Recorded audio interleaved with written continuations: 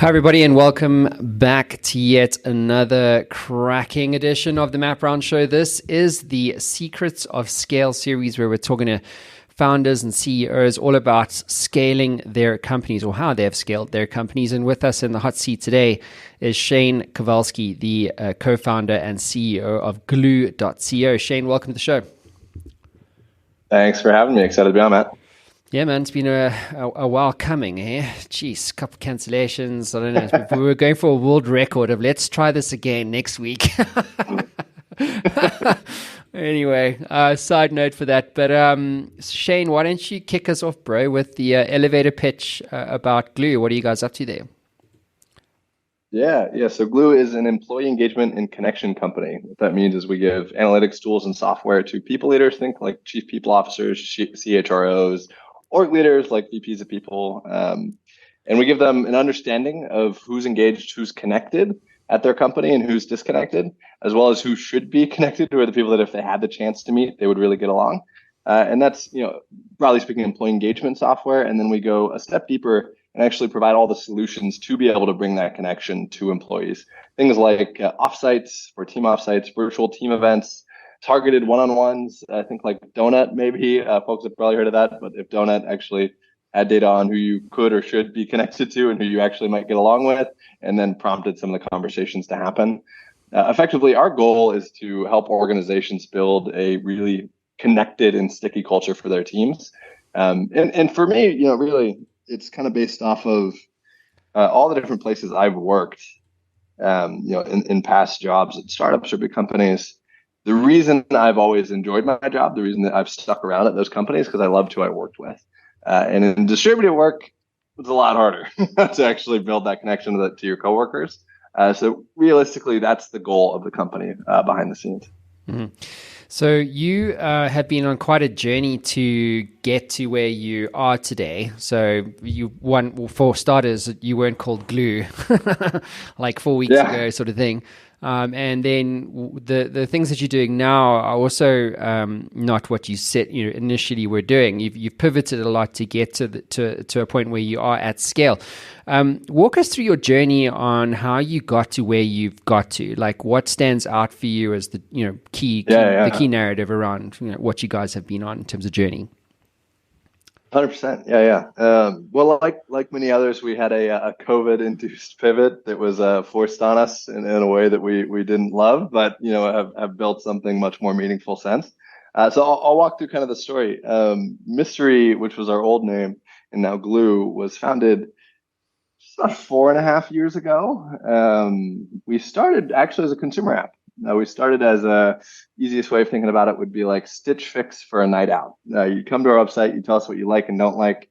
We'd plan, book, and execute a date night out in the city where you wouldn't know where you were going until you got there, hence the word mystery. We weren't actually like a dating matching service. It doesn't matter how good a date is. If you're with someone that you hate, it's not going to be a fun time. But it was more about actually facilitating that experience and we started that business because we wanted to build a product that just made people happier. Generally speaking, the soapbox, if I could get on one and still do get on pretty regularly, is the impact of tech addiction on everybody's lives. And while we all love building and using technology, we wanted to do something that helped people live in the moment a little bit more and connect and bond with the people that they love the most. And that was actually a really fun product. We launched that product in February 2019. Yeah. And it's been a minute. February 2019, we did close to 10,000 of those date nights or friend nights or families outings in Seattle over that next year up until February of 2020. Everything was actually going great with that business. We were scaling it up. We were growing close to 50% month over month every month. We were out fundraising. We had term sheets for our Series A. Things looked really good. And then, we went from a great business to an illegal one in a period of like 7 days with all the COVID restrictions. As you can imagine, a surprise date night out in the city, not exactly the best business line in the middle of a pandemic. And so, this is kind of back when people thought, I don't know if most folks remember, but right when COVID first came, it was like, all right, this is going to be like 1-2 months max. Like, no way this thing's going to be here by this summer. And we were like, great, we have a good business, we have a good product that like people really liked, and we were growing. We had like tons of people on wait lists, things looked really good. COVID was coming. We're like, all right, so we need to figure out something for this couple month thing because no one's going to go on a surprise day night out, but then we'll just go back to night out. And then I don't know if you remember, but it was like, there'll be a second wave. And people are like, okay, when that comes, we'll like need something that we all can also do in that second wave, but then we'll go back to the night out business. And we're not the kind of team that sits around and like lets things roll over us. So we actually launched a product within 6 days of all the shutdowns, which was called Mystery Night In, which is the same value prop to consumers. Instead of a date night out, you didn't have to plan. It was a date night in, you didn't have to plan. It was local goods, a hot meal, and an activity of some kind delivered to your doorstep. Absolute pain, agony, terrible trying to get that off the ground in 6 days. I have some like ridiculous horror stories from that. The whole team is out delivering boxes. We had close to 200 of those on the first night we launched. And it was a total train wreck. I mean, everything went wrong. We ended up, in the first month of that being horrible. And if we have time, we can talk about some of those worst stories. After about a month in iterating and figuring out, what makes this product line good, which is effectively like a D2C subscription box company, we ended up doing close to 7,500 of those over a period of a few months. We did millions and millions of dollars in revenue. Things, were for that little business line, it kind of kept us afloat. We were able to raise a bridge round of funding to keep us going. But, that whole first wave, second wave assumption that we had built in didn't happen, right? We never got back out to that night out business because we kind of lived in that gray area where things were like closed, but like not closed all the way. And maybe some restaurants were open, but it was like no one was going to go on a surprise date night out for certain. And when kind of June hit and that realization dawned on us, we came to this kind of realization that one, we don't have the runway to sustain a long, multi-year pandemic. And two, like a subscription D2C box business is not a venture scale business and not something that we're going to be able to, really provide venture scale returns with. And like, frankly, was not what we set out to build. It was not a very interesting business to be in. We had like a warehouse in Denver at this point, really, really brutal. So at that point, we effectively started rolling and shutting that down. We went back to the drawing board. We had about 4 months of runway. And we basically decided, if we're going to build anything that is, venture scale and important and meaningful in the world, in 4 months, it's going to be based off of some kind of earned insight. I think it's overused, but the analogy of surfing and startups is very true, which is this idea that to build anything, meaningful and impactful, create a dent in the universe, you need a big wave of, transformation. You need a surfboard, right? You need funding, you need a good team, you need a good product, whatever it might be. And then you need to know how to surf. Well, we knew how to surf in creating amazing experiences. We were really good at scaling and figuring out what it meant to scale an incredible experience from a product perspective. Well, we didn't have any waves, so we did a bunch of, and we only had a kind of a very small board, if you want to think about it that way, 4 months of runway. So we spent a bunch of time interviewing, figuring out, hey, what is this large transformational wave? Obviously, COVID is going to have tons of first and second order impacts on the world. We kind of started asking ourselves, what are those things and how can we figure it out? We landed on distributed work back in, July of 2020, which at the time was like contrarian still. People were like, oh, I don't know if this will be real. Because the best people leaders we talked to were hiring remotely. And they didn't have any plans that they were distributed. They would say statements like, yeah, we just hired like 30 engineers in Texas. It's amazing. Like they're all working. It's great. And I'm like, oh, so you're distributed now. And they'd be like, no. Once things open up, we're going to go back in the office. It was like, well, I'm pretty sure you're not. Like, I don't know how that's going to work. So that idea that there was this obvious transformation, and it was going to be really hard to put the genie back in the bottle, basically do mass layoffs for anyone that had continued hiring. We realized distributed work was likely here to stay. And when we looked at the problem space, it was all about isolation. It was when we left the office, we left our relationships with our coworkers, managers, and leaders. And now we thought, hey, we're pretty good at experiences. We're pretty good at things that bring people together and make them feel connected. Let's try and apply, our version of knowing how to surf to that wave, which is distributed work. And we actually launched 2 products. Originally, we launched virtual events for teams that don't suck, and I'll talk about that in a minute. And corporate gifts, which were like, we had that date night in product that was like the D2C subscription box. We had a warehouse in Denver with tens of thousands of these boxes going out. And it was like, all right, well, let's see if we can turn that into a business line, B2B, corporate gifting, think swag boxes, morale boxes, things like that.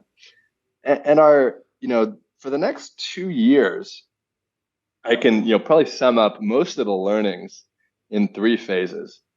In the beginning, it was like, man, these virtual events suck. They look really, really bad. I don't know if you probably joined a couple yourself. I'm sure some of the listeners have been on those virtual team events. Like it's like a wine tasting with a sommelier or like a paint and sip with an artist.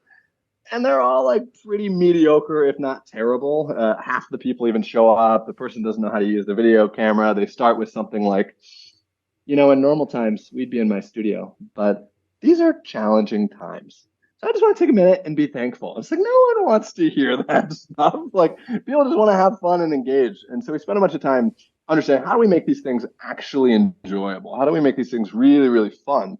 And, we took a first principles approach that we had learned in the night out business about what makes a great, everything from like a dining experience to an activity experience.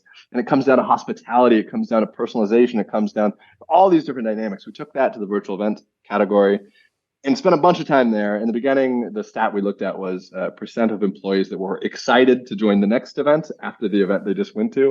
In the beginning, that was 20%. Today, it's closer to 95%. So we've come a long way on that front. So that was really phase one of the business, was like, make it good. Phase two was like, all right, these things are good.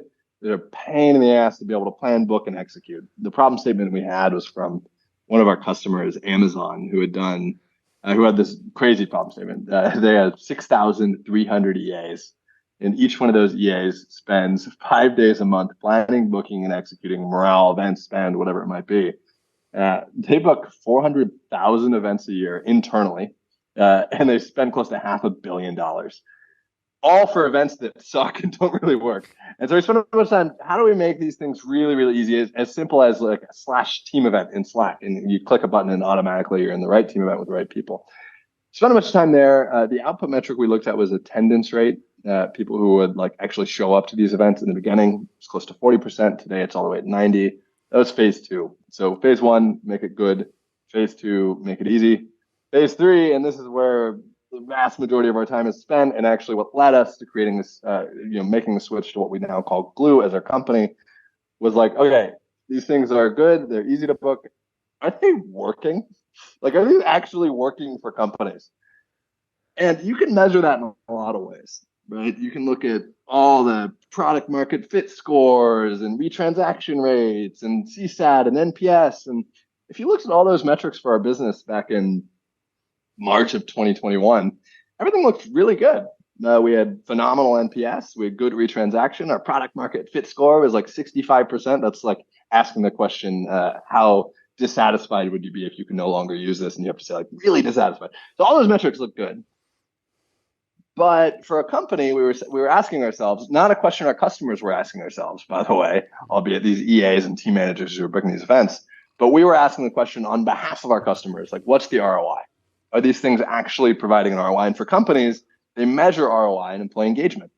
Things like cross-team cohesion, sense of belonging, connection to leadership, intra-team cohesion, really, really important metrics that have all sorts of ties to retention and productivity. And I can talk about that world for an hour and a half, but I won't. And when we looked at that, when we said, are these events actually having a positive ROI? We effectively just got slapped in the face again. About half of our virtual events were doing nothing. 40%, like, I could spin the data and like pretend like it was working, but not really. 10% were really working, and I'll get back to that in a minute. But we had sent out tens and tens of thousands of these corporate gifts, morale boxes and swag boxes.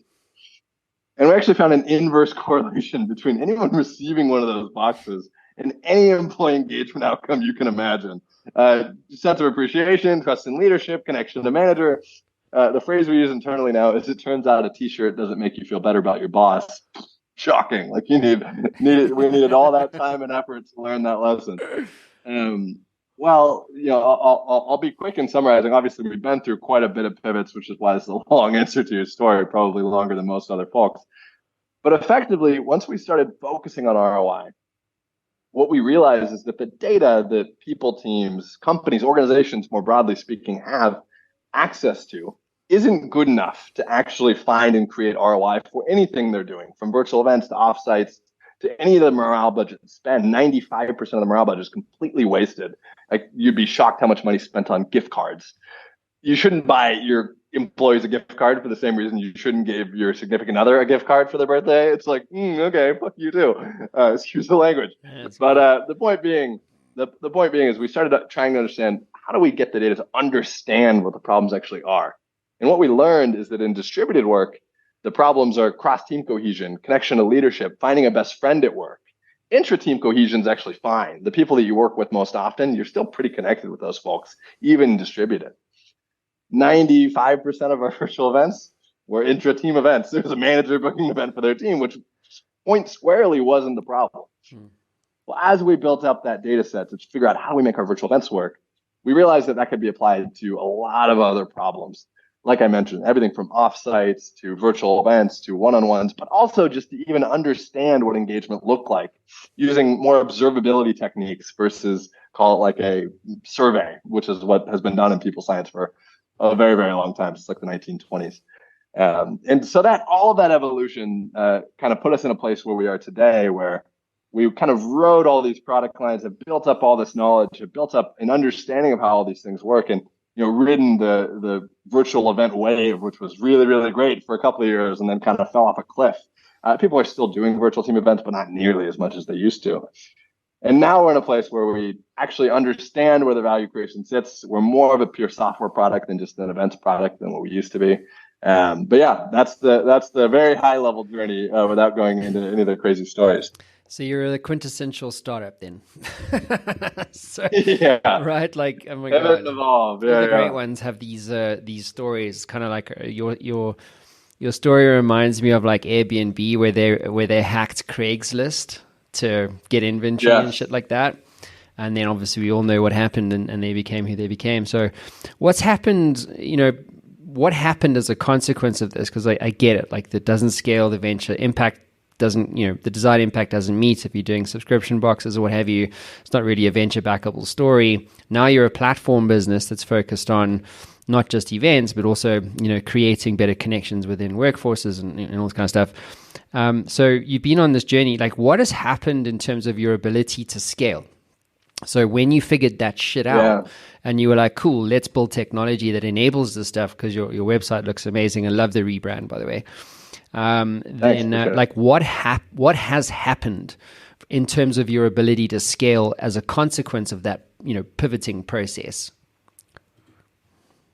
Yeah, that's interesting. I think I can answer that question in a few different directions. I'll answer it from my personal perspective, which is I think when you're going 0 to 1 and you hit 1, and then you're like, all right, let me go from 1 to 10. And then you kind of into this phase of 10 to 100. Eventually, we're not there yet. But you go from this, like, in the beginning, ignorance and simplicity. It's like, hey, like when we first started Night Out, we didn't think about retransaction. We didn't think about NPS. We literally, all we thought about was the experience. How do we make something really, really incredible and awesome? And when you go through all these pivots, we go through all these changes, when you go through all these evolutions, all of a sudden everything becomes really complex, right? And it's like, oh my gosh, like everything is super complex, and like, wow, like this is where the software events are wedged to software, and software scales to this, and eventually we'll find a way to eliminate services, and it get really complicated. Once you get through all that, you come out the other end, you come out, and it really is kind of sounds stupid, but you're like, oh, it's just, we need to create value and provide a great experience. And that's really all that matters. I think, like, if I notice anything about the difference of, product fit with scale versus, trying to figure out what product fit is, it comes down to just like, it's pretty simple. Like, what do? We're an employee connection company. Before, I could have been like, oh, we're an employee engagement observability AI platform that has a wedge to, we're an enterprise gateway marketplace, and we're a marketplace pick in nature so that we can figure out yield efficiency on the suppliers. Those are all real things. Those are all real complexities built into the business. But what scale feels like is simplicity. We have people that build the product, and we have people that sell the product. That's it. There's nothing really else. Our product helps you understand and act. That's it. It's not about attendance rate in virtual events. It's not about any of that stuff. At the end of the day, it's just it's simplicity. And I think from my point of view, that's what's changed. I think as as a second order effect, I think it's a good question. It's probably a lot about just finally having something that when you say it, the way a customer imagines what your product should do is actually what your product does do. You're not trying to convince someone that, oh, here's all these things, and let me give you all these words.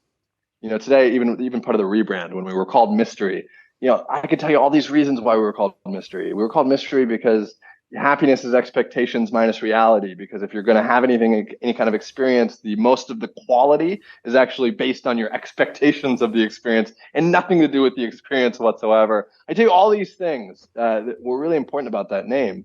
But when I say glue, I say our name is glue, and I ask a people leader, what do you think we do? She says, oh, you're like the glue that keeps the team together. I'm like, yeah, that's it.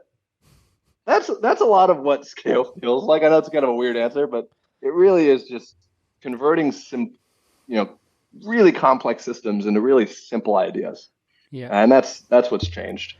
It's also the hard thing about scale, isn't it? In the sense of to create something that's such a, like, if I think about, okay, I mentioned it earlier, but Airbnb, in fact, probably a better example is Uber. Like, it's been laundromated to death, these stories. But if you think about Uber, it's so simple, isn't it? It's like, I need to go from A to B. I need to click, and I'm done. And then it charges my card, and everything happens in the back office. So it's such a simple it's a big problem, a valuable problem. Like, how do I go from A to B in a way that doesn't suck and frustrate me to death? But actually, if you think about how complex Uber is from a logistics perspective, oh man, and a platform perspective, and a data perspective, and all these things, if they weren't able to nail the simplicity requirements, they would never have been able to scale to where they have been, right? There'd be too much friction in that process. Like the stuff you're talking about, like most services business never scale. They're not really venture backable because they're too complex from a process perspective. But to load up an app like Uber, or to come to your platform, for instance, and to get it straight away, because there's almost zero friction in helping me to solve a problem. It's also the hard thing about hard things. You mentioned 0 to 1, right? And that's really what it is about. So that's what for me resonates so much, is that you went through all this pain to really understand what is the most simple way for us to get our proposition across to a customer, potential customer, that doesn't know what the fuck we do. Because if you think about employee engagement and connection and all these things, if you think about this idea of influence, which is, where I'm playing with CEOs, like, what is influence? It's hard to nail, because what context does that question live? And, and because it's intangible, it's hard for someone to understand. So you actually have to painstakingly figure out, well, if you're in a certain business, what is the most simple idea to communicate? What message is so simple that the business can self-service itself in terms of its ability to scale? No, I think that is entirely right. And I think the companies that end up making these things work can take all that complexity and not even, like, the customer should never even know. Never even think about it. Like, Uber's a great example. Like, the complexity that's built into airport pickups and drop-offs for Uber is mind-blowing. It really boggles the mind when you think about the fact that, like, Uber has, I think their problem statement, something like 30% more drop-offs than pickups at the airport. How do you solve that? Well, you can get really, really deep. You can do all these crazy things. Or, like, and this is like a pretty renowned thing that they've, like, done all these product experiments on. They've spent, I don't even ungodly amounts of money for doing all these product experiments. We're like, well, let's get their flight info and figure out where they're sitting in the plane and how long it takes to get from the plane to the airport thing and all these things. Or you could just get a sign in the airport that says Uber pickups this way. And that actually does better than any of the product experiments that they could have possibly done. But it really is. It's about figuring out how to navigate complexity and find the root of what value creation can be had, right? And it's really easy to index on the wrong thing, really, really easy. And as an example, for us, when we first started, we were much more of an events business, and we looked at companies like Amazon with their EAs, and we said, like, our goal is to make the EA the superhero. And we spent 6-9 months of our roadmap building tools for EAs and making their life easier and all these superpower tools. What we found out is that the EA actually touching event planning is the most value destructive thing that a company can do, because the EA doesn't know what the connection problems of the company are. They don't know what their employees like or dislike. They're going to book their engineers on a wine tasting experience because they think that that sounds good. Engineers aren't going to, they might go to the event and enjoy it. They're not going to feel more connected afterwards, because connection is about, and this is where you get into complexity, connection, and you go behavioral science, and I'll simplify, decades of behavioral science overview and how cohesion happens. It's about converting similarity into familiarity. Yeah. What do we have in common? Great. We found that out. Awesome. Now we can talk about it. That is the base point of all of this. And if you build the super tools for the EA, well, they're going to book the wrong content for the wrong people at the wrong time. Because you also need to think about the difference of forced fun and isolation. You need to solve all these really complex problems and then figure out the vehicle to be able to serve them in the right way. It turns out recommendations, or just actually answering the problem and doing it in the background for a chief people leader, is the right answer, not super tools for an EA. And those are all really challenging pieces of complexity that you need to go out and manage and simplify in a way that makes sense to the end user and is maximally value creative. So Shane, what have you most learned about yourself in terms of scale?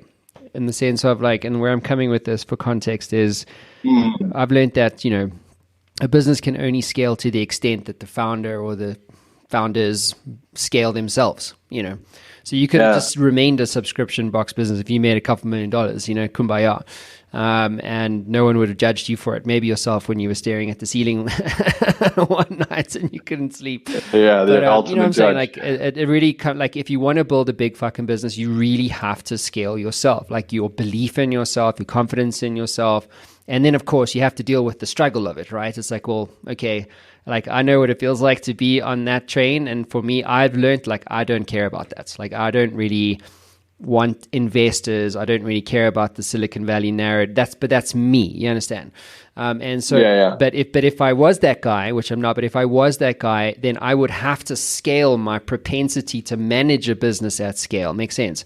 So where have you, grown the most in the context of scaling Glue? Yeah, no, I think that is a great question. Let me think. A few ideas are percolating in my mind, but I think two things come to mind specifically. One is, and maybe they're both intertwined, I think it's dealing with insecurity and emotional bias and learning how to be more objective in any situation. That's probably the underlying theme, and I'll give you a couple specific and tactical examples. Times that I've realized I've made the biggest mistakes were when I let myself make decisions driven by fear versus anything else. And I'll give you an example. Oh man, we have an executive leader on the team, and we have a sales organization that's running, and things are moving, but they're not moving fast enough. And so, what am I going to do? Instead of figuring out, is this the right team? Is this the right leader? Is this the right function? I'm saying, I'll go and do a couple extra meetings, and I'll grind myself a little bit. I'll spend the next month building some pipeline. I'll close some deals myself, and I'll shoot the gap. I'll say, I'll let that engine keep moving, and it'll get there, but I'll make sure that we don't miss numbers because of it. It was a very fear-driven decision. The fear of having to do a layoff, the fear of having to make hard changes, have uncomfortable conversations, admit that something was wrong in the DNA in the start, and all of I've caught myself in it's a very specific example. I've caught myself in times where I've let fear guide those types of decisions many different times, and being able to be super objective and say hey, I, as a person, should not, or as an employee at Glue, should not be directly responsible for any significant leverage within the business, right? If it's broken, I need to go and fix the kernel, the seed, and let that seed grow versus anything else. And a lot of the time, small example, but I think letting fear drive yourself is one big one. And more from an emotional perspective, I used to get, this negative feedback, and I would think of it like, oh my God, like I would have execs on our team would come to me with like a laundry list of like, here's all the things you're doing wrong. And he used to just like cut me to my core. I'd be like, oh my God, I'm awful. I'm terrible. Everything's broken. Like the thing I'm doing, I'm a fraud. Like all these things would come up in my mind. And I've learned to change that in my, when I get feedback like that. And this isn't my quote. This is actually, something that Patrick Collison has said a couple of times, and I love it. I think it's a weird frame, but one that I've used a lot to enforce kind of my leadership style, which is, when I go into work, when I hear that feedback, it's not about me. I think of myself and myself as a leader as kind of a different person and a different thing. And Patrick Collison's example is I put on a mech suit. I go on and I put on a mech suit. And when I get all this feedback, it's like, you know what? That feedback is great ideas for version 2 of my mech suit. Like I should definitely do all those. Like it's nothing to do with me. It's the mech suit. Like, right? Like that's how I can think about it. And like those are odd and weird frames, but finding ways to take the emotional component not completely out, because a lot of the emotions like have roots, right? And like like if you actually follow those emotions, if you listen to that fear, you can say, well, why am I scared about that? Why do I think why you can turn that weakness into a strength in identifying the problems that you do need to go and solve. Like if I have the fear that we're going to miss numbers or our capacity isn't high enough or our experience isn't good, whatever it might be, it's a good signal. It's like, hey, maybe there's something behind that. How can I go deeper to the root, to the seed, and actually fix that in the first place? So I think that's probably not the cleanest answer, but the biggest thing that I think as a leader you develop is an ability to read your emotions and understand how to act on them that are not, turning the negative emotions into negative outcomes, but rather using paranoia, using whatever it might be as a strength in the right way. Yeah, it's a powerful thing, emotions, because either they make you or they break you. And so, again, like to be responsible for 200 people is very different to being responsible for yourself, or 200 families, and to be comfortable with that level of uncertainty. And for me, one of the things just that resonates with what you're saying, Shane, is that the only certainty is uncertainty. You know what I'm saying? And as your businesses start to scale, there's the uncertainty. The consequences of fucking up are way, way more severe. It's not like, well, I guess, I can't pay my rent. It's very different to offloading like 10,000 employees like Amazon and Apple and these guys do. Obviously, different story for a different time, of course. But I get what you're saying. It's this ability to cope with yourself, so that you can make effective decisions. Because I think what I've learned through doing this Secrets of Scale series, this is the last episode for everyone. But businesses in the context of scale, it's oftentimes very binary. So like either you fail or you win big. You have a massive liquidity event, or you have to start over again with a different business, taking all the lessons and experience that you've had and all the emotional baggage that goes along with having a failed business. I've been there. I've also been on the other side. And so it is binary, and your job as a CEO and founder, I'm sure you agree, Shane, is just to keep it alive long enough to see it become binary. Do you know what I'm saying? Like the positive binary, not the zero. And that's kind of what, I'm definitely getting a sense from you is that's the journey that you've been on. You kept it alive long enough, and yourself, you grew with it, right? To now you're at this point where you guys are at scale. So now I have a great question for you. How much scale is enough? So now that you've been on this journey, you've raised, 20 million odd, according to Crunchbase. Have you thought about like how much scale is enough? I mean, obviously you're a young guy, and you're ambitious and you're hungry in that. So like how much is enough for you? I mean, is this something that you want to hold on to for 10 years or 15 years or 20 years and make it a giant, but just hold on to it forever sort of thing? Or given where you are life stage wise, is this the kind of thing that you're going to let's IPO this thing, let's sell it off to us to like Workday, Monday as an example, or Workday, or maybe SA, whoever it is, like someone comes along and says, cool dude, here's $100 million or $500 million. Like how much is enough for you? Yeah, that's an interesting question. I think it's funny, most people, when they get that question, the common psychology answer is twice as double what I have now. And then once you get there, you're like double what I have now, because the law of rising expectations is very real. But I think when I think about myself in this process and in this company and journey, I think what you just said is true. It's like survive to thrive is a phrase because it's real, right? Like it's not timing the market, it's time in market. There's all these phrases that go around tech and startups that are effectively just like the reality of what it takes to build and scale these things. But how much is enough? I think I've stopped trying to think about the outcome or the exit or what's next or what do I do because I found that I do have, when you're running a company, when you have the agency and the control, and you are the cap. This is a terrible analogy, but you're the captain. Asking what the outcome is like, well, what's next then? Well, okay, if we exited, what would I do after that? Well, okay, well, like let's think about the expectations of that world. And I think what I've found is that if I have limited energy to navigate myself, and is this the outcome I'm shooting for? And there's a side thing about this, about top of the mountain, hilltop syndrome that I'll talk about in a minute.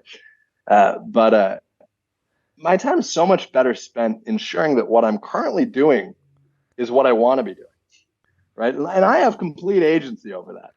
There are things that the business is doing and the business will do that might not be the perfect decision for financial reasons. It might not be the perfect decision for customers. Maybe it's because it keeps me really interested in something that I'm personally like really excited about. Well, I'm gonna make choices that certainly on the edges. Not I won't make the biggest choices. When I look at like the history of our company, we've made the right decision for the business and all the key inflection. But we've also made the right decisions for ourselves in saying like, hey, there are a lot of ways that you can solve any problem. There's no one path to Glue becoming a multi, 50, $60 billion business. But there's a lot of paths that I don't want to be on. My job is figuring out how do I find the path that's the one that keeps me excited, the one that keeps me waking up and saying, I'm pumped for the day. This is exactly what I want to do. Because that path exists. There's no doubt in my mind that path exists. And so when it comes to like, how much is enough, I'm very much in like I'm trying to, my whole goal is to be happy every day. I'm just like, I just want to wake up and enjoy my day, and that's it.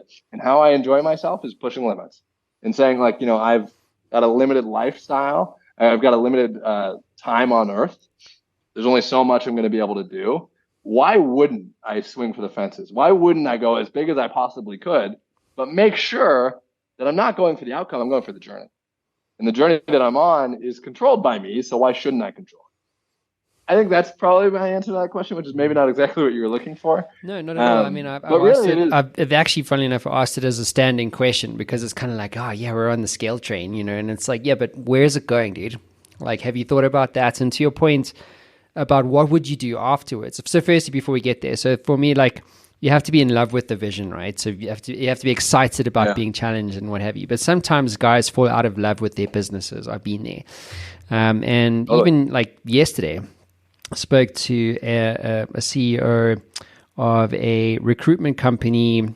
They are like 800 people, like massive revenues, blah, blah. And he's just sold, after 18 years, sold his company to a private equity firm. And I said to him, hey, man, I'm working with CEOs. He's like, yeah, but I'm kind of like, I'm out. I'm like more like a chairman now. And I said, so now that you've sold and you're super wealthy, you've done the whole scale thing, and you've gone through the whole journey and you're at the end of it all, how do you feel? And it was a kind of like a loaded question. And he said to me, I'm miserable. Yeah. It's weird, eh? Yeah, I mean, I think it's very true. And like, I've been at times in this business that I've been like, God, this kind of sucks. If you're not there, like, the roller coaster never stops. No matter what you're going to do, the roller coaster never stops. You might as well get comfortable on the roller coaster. But the point being is like, when I look at somebody like that, when I think about like, you've been doing something for 18 years, and when you think about like, oh, what, like, did that person make a mistake? Maybe they didn't make a mistake. Maybe there's something else that they want to go and do. Maybe they took a path that was the right thing for the business, but not the right thing for them. And they found themselves in a place that was like, well, this is what we wanted, right? But there were probably other ways of getting there. I would so much rather fail on the path that's right for me and the business than succeed on a path that's right for the business and not me. Because if that's the case, I should leave now. If that's the case, like, why am I here in the first place? I'm not the right person for this. And I don't have any ego or dignity about that. And like there's realities of the coming next years that are like, wow, the needs and desire. If those lines are separating too much, right? If we get to a place where it's like, there's no longer a path, I think that's where a lot of people say, okay, but like the path to the business is still there, so like I'm gonna stick around. That's those businesses fail because you get bored, you get tired, you get exhausted, you get atrophy, and that whatever you have is what the rest of the organization is going to have in a couple months. So I think those are just really hard. Like when I look at something like that, like yeah, I see that all the time, and there might be a reality that comes, but like that's when you need to think about hard transitioning for yourself, not necessarily the business. Yeah, great point. Shane, is there anything that you would do differently? Like if I gave you the keys to the Matt Brown Show scale machine and you could go back in time to, at any point really, and do things differently to not be where you are? Like, is there, I don't think there would be necessarily, but what comes to mind for you?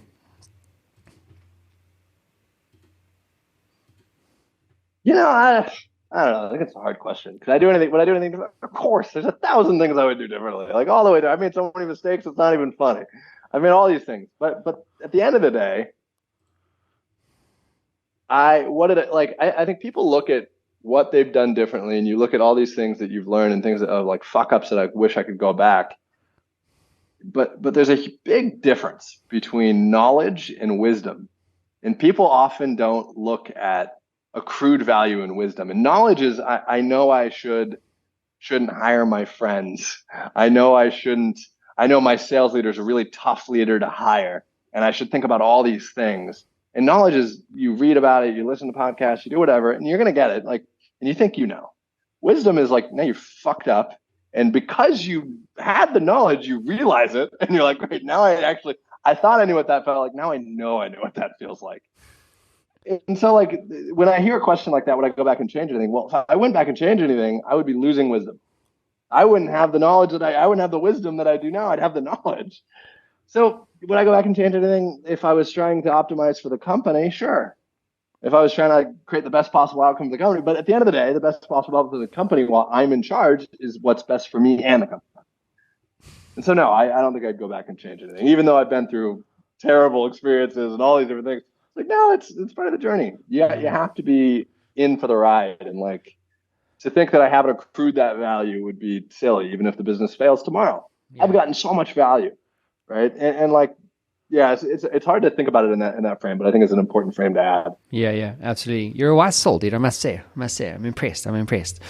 Cool. Let's wrap this up, Shane. So, what's your advice to other founders out there, listening to us right now, watching us right now, about scale? Is there something, advice-wise? You mentioned wisdom, the difference between knowledge and wisdom. So in terms of your wisdom then, in terms of scaling companies, what is your words of wisdom to our audience today? I think the thing I come back to all the time, and the thing that I continually build more wisdom on, is getting out of your own way. Figure out what you're really good at, figure out what you're not good at, and get out of your own way. And even on things that you're good at, if you want to scale, you got to get out of your own way. As an example, I love product work. This is, again, just a more recent lesson. I love getting in the weeds with product. I think I'm a pretty decent product thinker. And I made a bunch of top-down decisions at Glue for a very long time. And 6 months ago, a really phenomenal leader we had on the team finally gave me the boot and said, like, you need to go focus on other things. Like, we got it. And man, after I stepped out, the first month, terrible. We made a bunch of the wrong decisions. Like, everyone had to go from relying on me, leaning on me, to now building up their own context and figuring out their own process and doing all these things. And it's painful. It's not coming to be like, you guys, you're messing up. You're doing all these things. Now I have a group of incredibly talented people who are way better than I ever could have been at doing product. I was holding us back even at the thing I thought I was the best at. Get out of your own way.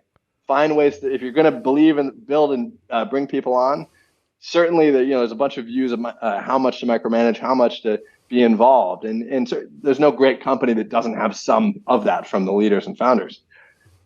But get out of your own way. Let the success or failure of your team, of your business, of your sales team, whatever it is, fall on the people, not on you. because it's the only way you're going to be able to actually figure out how to scale. Because you can't. You as a person, I don't care how many AI agents you have, you can't scale, at least not yet. And maybe eventually you will, but those days are far away. Awesome. So yeah, I think that would be the biggest lesson. Really great advice. Shane, you're a cool cat, dude. Doing amazing things. Love your story. Love what you guys are doing as a business. And super excited to see where you guys are all going to go in the future. No doubt it's going to be, at scale. Yeah, love it. Thanks, Matt. Appreciate it. Anytime. Thanks, everybody.